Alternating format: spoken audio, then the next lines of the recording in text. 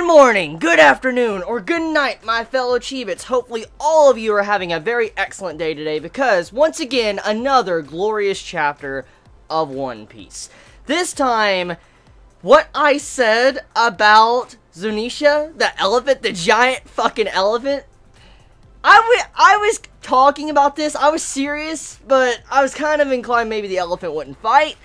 But now seeing this chapter and seeing what the elephant did to Jack, I was just like, damn! Because I talked about this. Like, I talked to you all about this. How an elephant that has been walking for 1,000 fucking years almost, there's no way in fuck this thing is not strong. I mean, you don't walk through the damn new world and expect something to be weak. Especially for that long. So, that just does not happen. So, seeing what happened in this chapter, it wasn't, so to say, surprising at the strength of a giant-ass elephant. What really got me was just to see how it really happened and how this 1 billion berry man got fucked up. Like, he got fucked up so fucking bad. It was hilarious. It was fucking hilarious because Jack's coming in.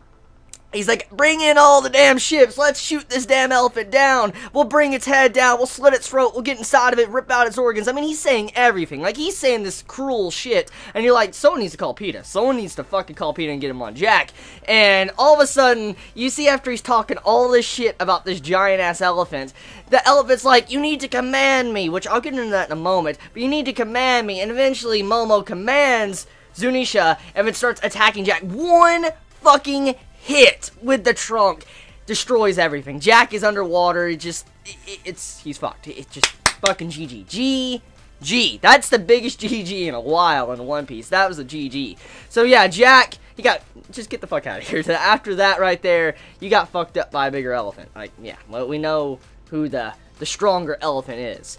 So, yeah, Jack one-shotted. Now, I don't believe Jack is done. I don't believe this is the end of Jack. I'm going to be honest here. I know Oda wouldn't probably waste a character like that. It's not really a waste, actually, now I think about it. Even if he was to fall here, it's not really a waste because it just proves how strong the elephant is.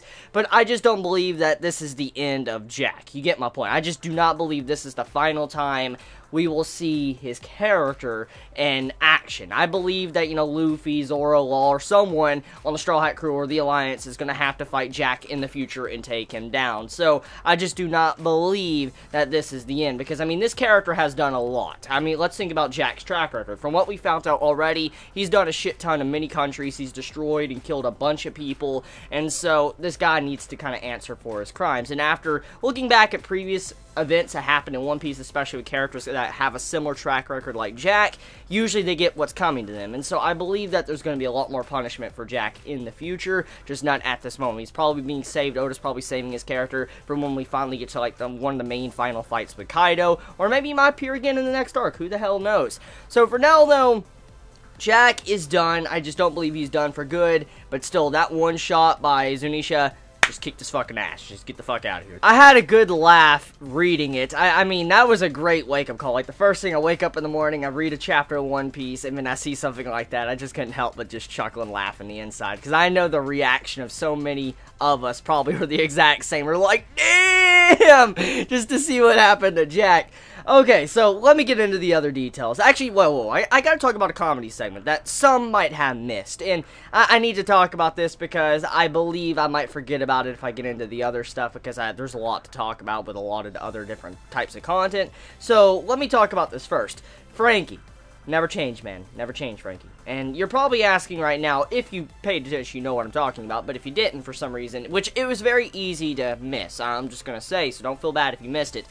If you go back to this chapter and look at Franky once again, he has a well hairdo. I'm not even fucking joking you. He has a fucking well. A fucking well. And I'm like, yo, Franky, this hairdo. We gotta talk about this, man. We gotta talk about this. Like, we gotta talk, Franky. Why? It's a fucking well. It's a fucking well. Next thing he's gonna do, he's gonna have Zunisha as his hairdo. That's exactly what he's gonna have. He's gonna have a freaking elephant like hairdo. That's exactly what it is. So that right there, I had a good laugh at that. I think many might have missed that. It really depends if you're paying attention, because, I mean, there was a lot going on in this chapter. I mean, you had, you know, Zunisha, and then you had the stuff with Momo and Luffy, and then also other things going on. So, I mean, I understand if some missed it. Just, it's very funny moment that Oda threw into this chapter that some might have missed, and I love that, though. I just love getting to see how Frankie had that well-type hairdo. Okay, so let's get into the actual good details, the nitty-gritty details.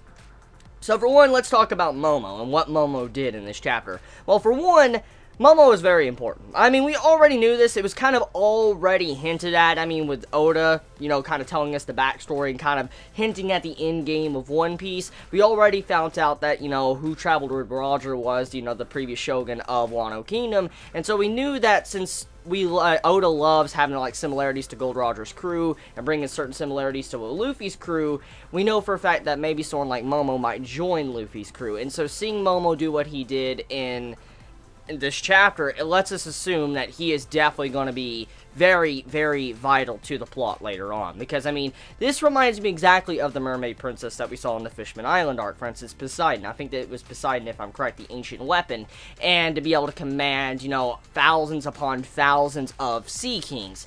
And this is very similar to that. In a way, not the exact same thing, but very similar in a way. Because Momo was able to command Zunisha, which raises many questions. For one, we found out a brief little hint at something that's going on with Zunisha. Apparently, in the past, Zunisha did something and was punished for the crimes that Zunisha did. And because of this, Zunisha could not do anything besides walk for all these years. And the only time that, you know, Zunisha could actually stop walking is if someone ordered the elephant. And so Momo had to order Zunisha to be able to even defend its life, which explains quite a bit. So Zunisha would not defend itself. Like, this is something I want to point out that some might have missed or not really realized to the full extent.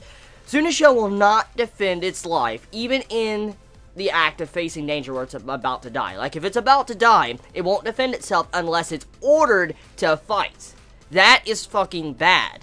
Because that would mean that if Momo is not there, or someone that cannot command Zunisha is not there, for instance, let's just say they decide to leave, Momo leaves, Luffy leaves, and no one's there, what's going to stop Jack from coming back? Because we know Jack is not done. Let's just face the facts here. Like I already said, Jack is not done. What is stopping the fact of Jack reappearing to get back some payback and kill the elephant when Momo's not there to order it to fight?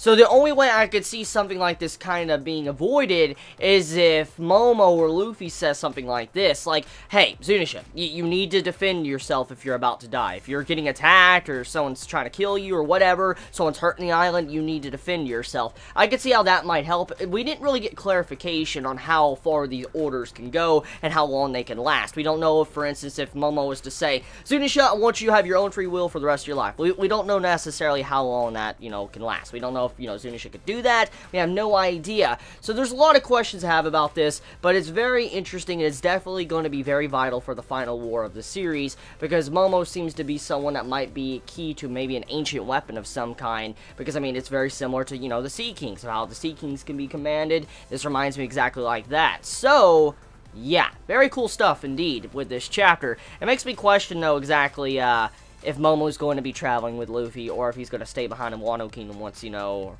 that's done, when that arc is GG done. So, a lot of questions about that. So, moving into the next part of the chapter, that was obviously Oppo's Den Mushi. Very easy to spot. You could tell by the way the teeth of the Den Mushi was. It looked like a piano or a music, you know, instrument. That's exactly what it looked like. So, that's very easy to notice. But here's the question that many of us are probably wondering right now after reading this chapter. Did Kid really join Kaido? That's the thing. See, Oppo, I could see him joining, you know, Kaido. And we know he was in an alliance with Kid and them. So, I'm curious, did Oppo decide to betray Kid and them to save his own ass? Which, I mean, you probably would too if you were faced with a big man that couldn't die. I mean, like Kaido. So, I kind of understand the reasoning there. But Kid, though, of all characters joining with Kaido? No, I just can't see it. I cannot see it. I really cannot. It would go against, like, what his character kind of is. So, I don't know. I cannot see Kid willingly, unless his legs were cut off. Even then, I don't even think, you know, he would probably still join, even if his legs and arms were cut off or whatever, and he was forced and tortured. I just don't believe he would still join Kaido. So, I don't know. I'm very suspicious about this. There's a possibility that Appo probably joined Kaido and betrayed Kid and them. And then there's another possibility, maybe Kid's putting on a front and he's doing some sneaky shit and he might try to kill Kaido when he's not really looking back behind his back. Or maybe, you know, Kid promised that Kaido, hey, we'll find a way to kill you. Hey, that's a possibility now you think about it. Yeah, that actually does make a little bit of sense. What if Kid and Appo and them, they made a deal with Kaido saying like, hey, we'll be with you and all that and we'll find a way for we can kill you. I could see Kid doing something like that. They just, you know, throw it off. And maybe that's kind of why Appo's acting like he does. Maybe he's just, you know, putting on a front or something. But, yeah, overall, that ending's very suspicious. We have no idea. I just do not believe Kid would willingly join Kaido or work underneath him. I just don't. It goes against, like, his personality. And then, I mean, also seeing that, just, I don't know. I don't know how to feel about that. So yeah, this chapter of One Piece, a very glorious chapter, a lot of information, good stuff. Oda's been on fire these recent weeks. I mean, all these chapters, all this information, it's been a very fun time reading One Piece recently. And I love these arcs. I really fucking love these arcs. And I love the beginning of arcs, too, of One Piece. I've always loved when the arcs start of One Piece, because you get all this information, and you're like, fuck yeah, that's how Dressrosa was. I mean, remember Dressrosa, how it started? It had a lot of information. It was hinting at stuff with Doffy, Void Century, all that type of stuff. There's some really good information at the beginning of Dressrosa, and a lot of arcs are like this. And I love One Piece. I love One Piece when it starts off an arc, and it does stuff like this. It's very good. So yeah, let me know your thoughts in the comments below. You all have a wonderful day or night wherever you live. Please be safe. Chibi out.